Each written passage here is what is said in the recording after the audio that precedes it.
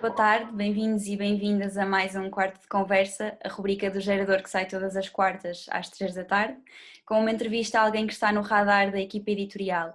Hoje tem comigo o Rodrigo Vai à Praia, que acaba de lançar o seu último disco 100% de Carisma. Olá, Rodrigo. Olá. Numa entrevista que tu deste em 2016 à Mariana Duarte do Público, tu dizias que 1755 era o disco que gostavas de ter ouvido no início da tua adolescência, quando não tinhas música em português com que te identificasses. E por isso gostava de te perguntar, antes de mais, que lugar é que o 100% de Carisma ocupa? O que é que ele representa? Eu espero e acredito que este novo disco seja uma continuação do outro, nesse sentido, ou seja, no lugar emocional que o primeiro toma para mim. O que eu sinto é que na forma como foi feito, eu sinto que o primeiro é mais uma coisa contada a baixo volume, em segredo, de certa maneira, ou seja, e com uma intenção mais de, ok, está aqui isto, passa outra pessoa, e este aqui é um bocado tipo, tenho um megafone e estou a dizer alguma coisa. Isto tem só um bocado a ver com a maneira como fazer as coisas, porque eu acho que ambos os discos contam histórias e eu acho que este acaba por se afastar mais de coisas diretas que me aconteceram. De certa maneira, por um lado, debruça-se mais sobre coisas antigas da minha vida e tem muito de observação, ou seja, acho que é um disco que é resultado de muita observação e escuta do que está à minha volta. Portanto, acaba por ser um, uma soma de tudo isso.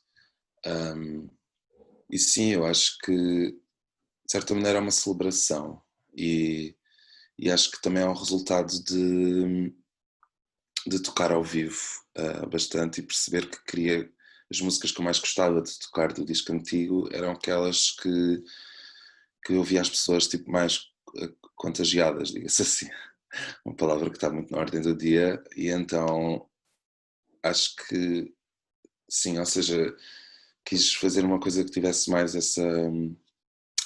essa palavra de ordem. Uhum. E então 100% de Carisma foi um mote, de certa maneira, não sei, que já não me lembro como acabou por surgir. Eu disse que ainda não existia, eu percebi que queria elencar canções que se coubessem dentro dessa ideia. Uhum. Eu acho que isso vai acontecendo ao longo das 16 faixas do teu disco, essa ideia de contágio que às vezes vais respirando um bocadinho, mas que vais sendo sempre contagiado de alguma forma, isto é, para quem está a ouvir.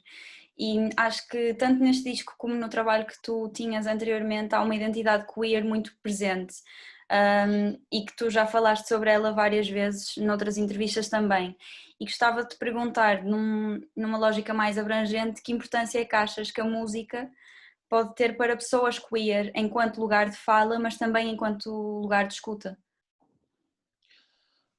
Eu acho que é um papel absolutamente fulcral no encontro de uma pessoa consigo própria, especialmente quando ela se sente de alguma maneira em algum tipo de margem. Portanto, isto também se aplica não só, por exemplo, à música queer, mas, por exemplo, à música negra, ou podemos dizer à música feita por pessoas gordas, diga-se assim. Ou seja, todas essas questões são questões de identidade. E muitas vezes, quando uma pessoa se encontra ou se acaba por sentir numa identidade que não é ferozmente representada, sempre que vê algum tipo de representação, é um sentimento de casa, isso é importante. Eu sinto que para mim, para a minha sexualidade e para a minha expressão de género, foi através de várias bandas, inclusive eu recentemente comecei a perceber a importância de uma banda, dos Gossip, que teve na minha vida há mais de 10 anos, especialmente na aceitação de mim próprio. E, portanto, eu sinto que também, felizmente, por acaso recentemente tive algumas pessoas que vieram ter comigo, assim, tipo, há alguns anos mais novas que eu, estavam a dizer, olha, tipo, o disco foi mesmo importante para mim, não é? E isso para mim é super, tipo, ok, não há nada mais que eu possa almejar. Uhum. Um, e acho que a importância é isso, é tu sentires que há uma experiência coletiva comum. Obviamente Sim, que há encontras de muitas alguma subjetividades forma. e há muitas coisas minhas, sim, e depois também há uma coisa muito interessante que é ver pessoas que têm uma identidade totalmente diferente da tua, que nunca imaginaste que elas fossem relacionar-se contigo, mas depois adoram por causa da música, começam a entender o sítio de onde tu estás e há um processo também de encontro. Isso é que eu acho que é incrível, isso é que é mesmo a capacidade de juntar as pessoas. Uhum. Yeah. E estás a falar nisso de juntar pessoas e na construção de um disco há sempre uma equipa de pessoas que te acompanha, desde a produção até à idealização de uma imagem, de uma capa. E como é que as pessoas que fazem parte do 100% de Carisma foram parar ao teu caminho?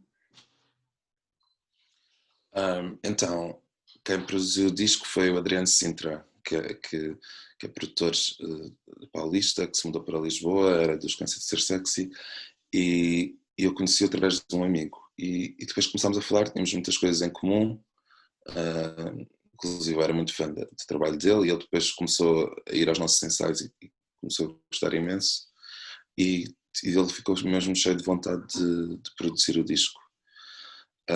E depois já tinha há muito tempo, o meu amigo o Luís Fer já estava sempre a dizer que queria colaborar também e gravar, e então eles os dois acabaram por complementar-se. O Adriano mais na parte da produção e dos arranjos, com o Luís também, e o Luís mais na parte do estúdio, na gravação, na Alvalade, etc. E depois eu decidi mesmo que queria ter muitos coros no disco, então convidei uma data de amigas para cantarem, e isso foi uma coisa importante que eu acho que marca muito este disco. Depois também há duas colaborações especiais. Há uma música que eu fiz de raiz com o João Blair Nascimento no piano, que acho que é um bocado uma música que sai um bocadinho do resto, daí também se chama Interlúdio de Salmão. E com a Laura Logic, que é saxofonista dos Extra Specs, que era uma pessoa que eu admirava imenso. Eu mandei-lhe uma mensagem no Instagram dizer: olha, preciso de uma música com saxofone. E ela tinha criado Instagram há pouco tempo e respondeu, e foi super fixe. Eu estive com ela e gravámos. E sei lá, ela tinha idade para ser minha mãe, mas foi assim um encontro mesmo muito fixe. Tipo, e depois, relativamente à concepção gráfica, foi a minha amiga a Beatriz Granado, que é uma designer, pronto, que é minha amiga e que eu já há muito tempo, a maneira como ela pensa design tem muito mundo lá dentro, ou seja, não é só design, ou seja, ela pensa mesmo. E então foi mesmo assim fruto de, ou seja, eu ia lançando, ia mostrando-lhe as coisas, como é que o disco estava a ir, e houve um dia em que ela pôs uma fotografia dela em criança numa story, e eu fiquei, oh meu Deus, tipo, eu sinto tipo, qualquer coisa com esta fotografia. E eu respondi-lhe a dizer tipo, parece bem que eu sou tipo uma criança, mas ao mesmo tempo que sou o Torrance, tipo no Shining, tipo assim, aquela foto dele entre a porta. E então eu senti, ok, há assim uma cena de tipo de fofura e ao mesmo tempo de inquietante nesta imagem, eu quero usá-la. E depois, tipo, basicamente o enquadramento foi muito inspirado pelas representações cristãs de Bizâncio, tipo a arte bizantina antiga, porque tem muitos azuis e os dourados, e pronto, gostei muito disso, mas então em vez de ser uma versão de mosaicos com muitos brilhos, foi uma coisa mais glittery e pronto, com purpurinas, mas já. resumidamente acho que tipo, é esse um bocado o panorama geral, depois a minha banda, claro, não é? Mas, Claro. sim.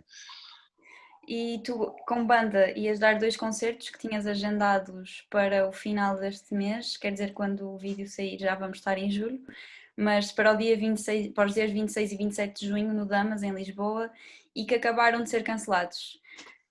Sendo a performance e o estar em palco algo tão identificativo no teu olhar para a música, quais é que são as tuas inquietações nos concertos em tempo de pandemia, que têm de seguir uma série de regras, calculo eu?